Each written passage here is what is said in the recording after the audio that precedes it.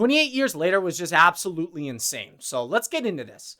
It was insane for good reasons and for bad reasons. It's a movie that I would recommend people see. I really enjoy it. I'm glad I watched it. There's things that left me thinking afterwards.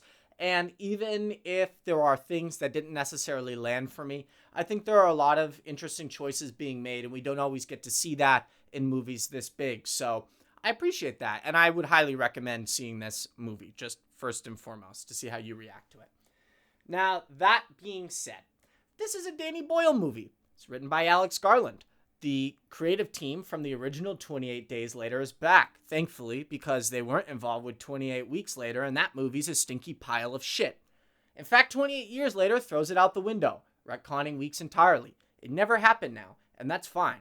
So Danny Boyle and Alex Garland are back to make a movie that is very much a Danny Boyle movie.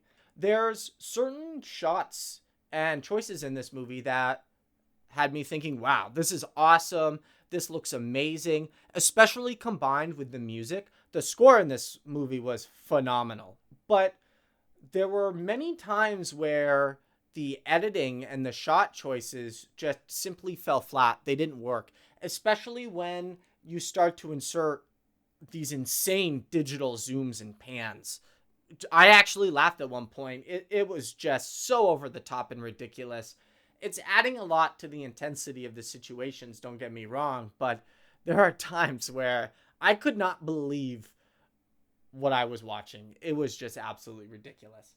But they're interesting choices. Other movies don't really look like this, so I enjoyed the unique watch. The child actor was really good, and that's great because he unexpectedly has to take over the entire movie. This movie ends up being shameless sequel bait, where they cut Aaron Taylor Johnson out of it entirely, and he comes back at the end of the movie to plug the sequel. That's just absurd. That gets to my other major problem with this movie, is it is so obviously engineered to set up more and make money, and in the process undermines what is already there. It's just a shame that this doesn't feel like it stands on its own. And it's made even worse by the fact the things that connect it to a sequel feel totally out of place and unnecessary, especially the ending. The ending in particular is so bad, I wonder if Alex Garland wrote it that way on purpose because he didn't like having the obligation to stretch out the story. Seriously, the ending is that bad. Just terrible. But the movie itself, I really enjoyed. There's a lot of intense moments with the zombies. There is a lot of zombie dick. If that's what you're into, it was crazy. The big zombie that they're constantly running from loves to do Mortal Kombat fatalities, and it was pretty freaking awesome. I really liked where this movie went in the third act in terms of the existentialism, the mysticism. It felt very Apocalypse Now as they journey further. And it has that episodic nature of the story too, where it starts out with the father and then he sets out, they meet the Swedish man, they get to the doctor, etc.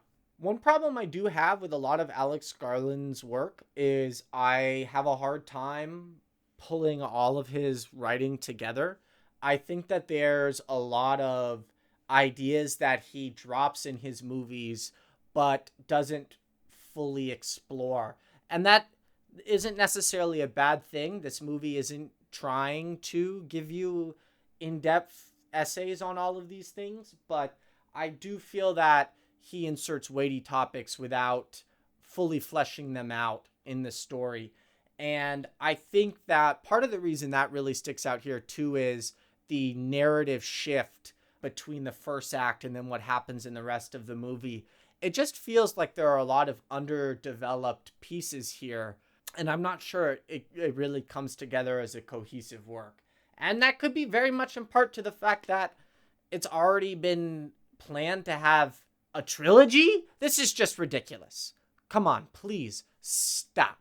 Just stop. What the fuck are we doing here, folks? Give us one movie that works. You can do more if you want afterwards. This is just shameless stuff. And it left a really bad taste in my mouth, honestly, because there's so much of the movie that I enjoyed.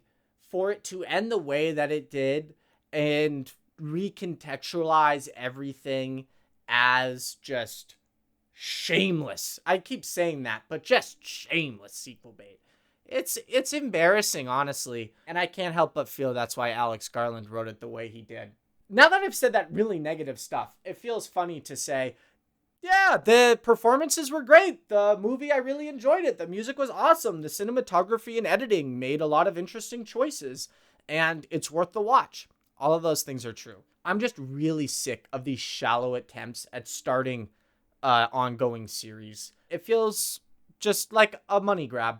All in all, though, this was a movie that was all over the place. It was simply insane for the highs, really strong artistic choices being made, some of which landed, some of which really didn't land, and the lows. It's got some of the most egregious studio mandated bullshit that I've seen in some time.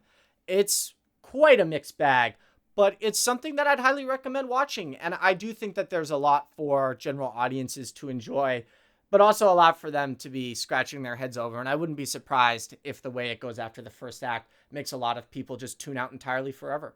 Good luck to the sequel, titled The Bone Temple.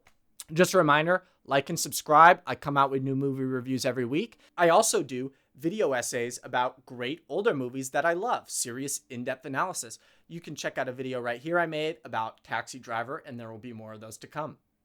All right, folks, I'll see you next weekend when F1 comes out, because that looks like a pile of shit.